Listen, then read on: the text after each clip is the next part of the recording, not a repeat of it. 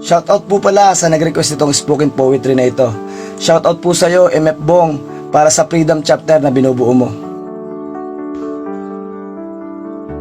Sa bawat samahan may hamon, sa bawat grupo may sigalot. Pero sa kabila ng lahat ng pagkakaiba, may isang salita na maaaring maging tulay. Isang salita na hindi lang tungkol sa pagiging malaya, kundi sa pagiging buo. Ngayon, hayaan niyong isalaysay ko ang kahulugan ng freedom. Hindi lang bilang salita, kundi bilang susi ng pagkakaisa. F for faith, R for respect, E for empower, E for excellence, D for dedication, O for openness, M for mission. F for faith, o sa Tagalog, pananampalataya.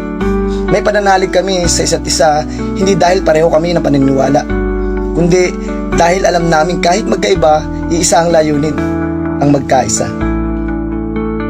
R for respect, o sa Tagalog, paggalang. May galang sa bawat tinig, walang mababa, walang mataas, walang maliit. Dito sa bawat idea may saysay, dahil sa respeto nagkakaroon ng tunay na tagumpay.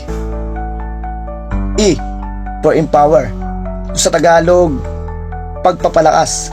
Hindi sapat ang boses kung hindi maririnig, kaya't binibigyang lakas ang bawat dibdib. Sa bawat membro may tiwala, sa ganitong paraan ang grupo'y sumisigla. E for excellence, o sa Tagalog, kahusayan. Hindi kami kontento sa basta-basta, laging nananabik sa galing at husay na totoo at kusa. Dahil ang pagkakaisa ay hindi lang damdamin, kundi gawaing may kalidad sa hangaring malalim. D, dedikasyon, o sa Tagalog, paglalaan. Puso sa serbisyo, di basta trabaho lang. Kahit pagod, tuloy sa pag-abang. Dahil kung sama-sama sa layunin, dedikasyon ay kusa ring darating. O for openness, o sa Tagalog, kalinawan ng loob o kakayahang tumanggap. Bukas sa puna, bukas sa pagbabago, bakas sa kwento ng bawat kasama sa kwadro. Dahil sa pagiging bukas, mas lumalalim ang ugnayan, at ang samahan ay lalong pinagtitibay. M for mission, o sa Tagalog, layunin. Hindi kami basta grupo lang, may misyon, may direksyon, may layunin, may solusyon. At sa bawat takbang na sabay naming tinatahak, lumalawak ang epekto, lumalalim ang sinag. Sa huli, ang freedom sa amin hindi lang kalayaan, ito'y pagkakabigkis, pagkakapit-bisig.